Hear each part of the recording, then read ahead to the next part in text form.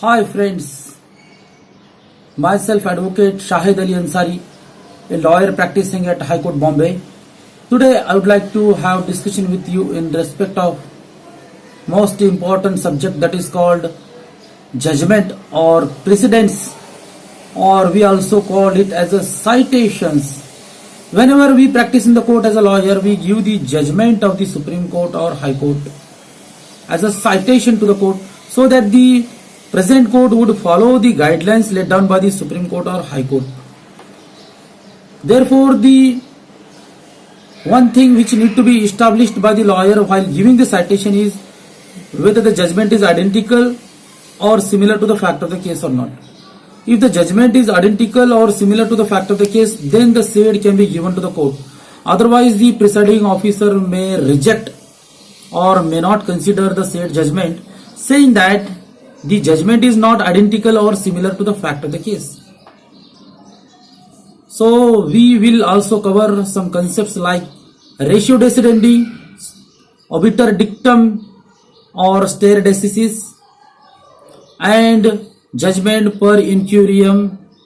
Let us know the provision of law in respect of this. According to Article 141 of the Constitution of India, the judgment delivered by the Supreme Court is applicable and binding to all the courts in India, including the high courts.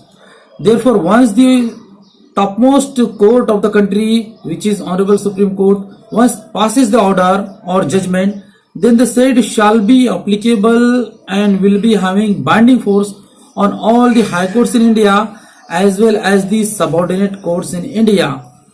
And the said citation of the Supreme Court cannot be ignored or overlooked by the presiding officer where the judgment is being delivered by the lawyer. Hence, only thing need to be established by lawyer is that the judgment is identical and similar to the fact of the case. That's the only work.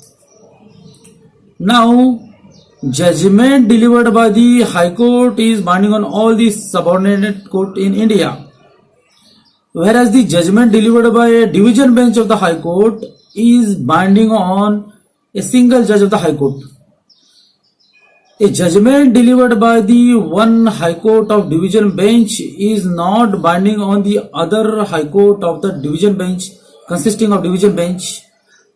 It will be taken as only suggestive in nature, or it will be taken as a suggestion.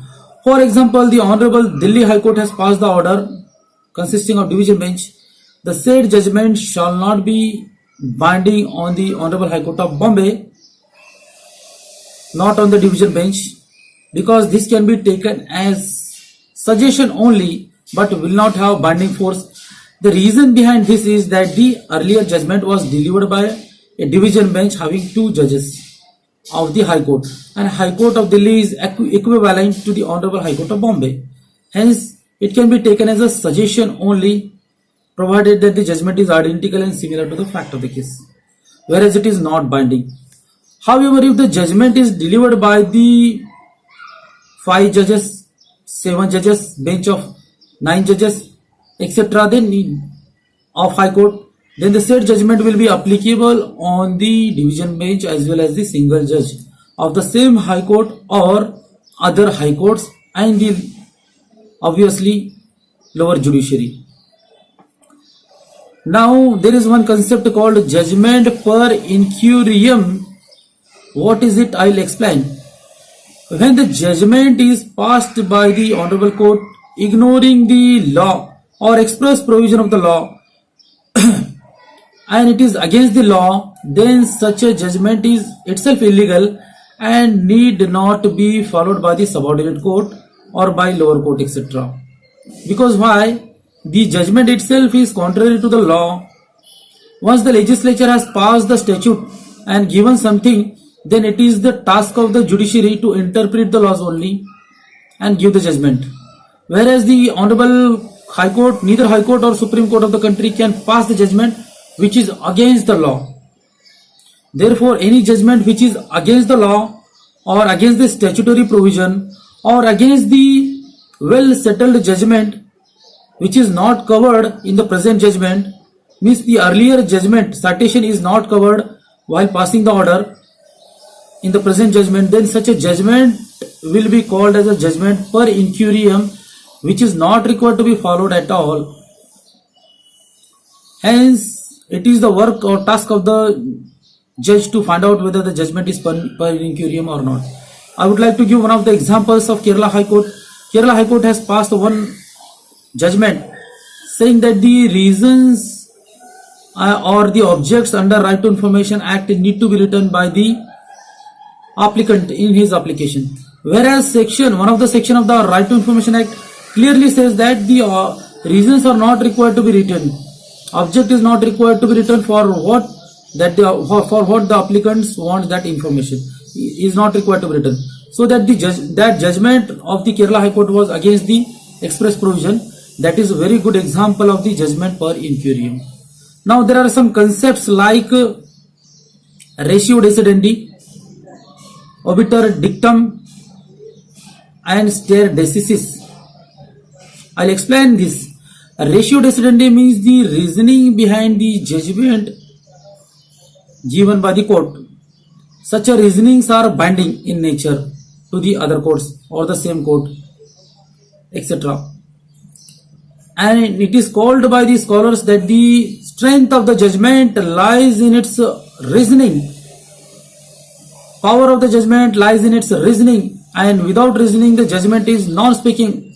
Therefore, while passing the order, the judge has to write a reasons for justifying his conclusion or decision. Therefore, such a reasonings are called as a ratio decidendi, which are binding in force on the subordinate courts or the same courts. Another is obiter dictum or obiter dicta. Sometimes judges, while passing the order, they express their opinion which may be related to the case in hand or may not be related to the case in hand.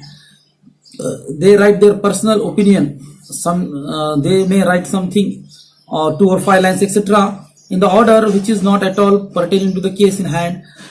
By the way they express it, which is called obiter dictum or dicta, which is also not binding in force to the subordinate court or subsequent courts while referring as a citation. For example, Justice Pardiwala, one of the judge of the Honorable High Court of Gujarat, has written in his judgment while passing the order that 2 things have destroyed the nation. He said that if somebody asked him what are the reasons, number 1 is the reservation and number 2 is the corruption. That was his personal opinion written or expressed in the order, though it is not binding. That reasoning was given by him, that obiter dictum opinion was expressed by him in Hardik Patel's case. That is called obiter dictum or obiter dicta, which is not required to be followed by subordinate courts.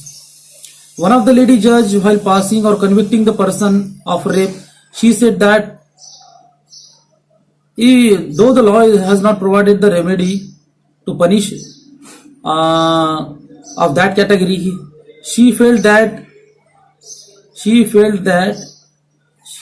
could have given such a punishment in order to cut the private part of the man or accused who has committed the offense of rape.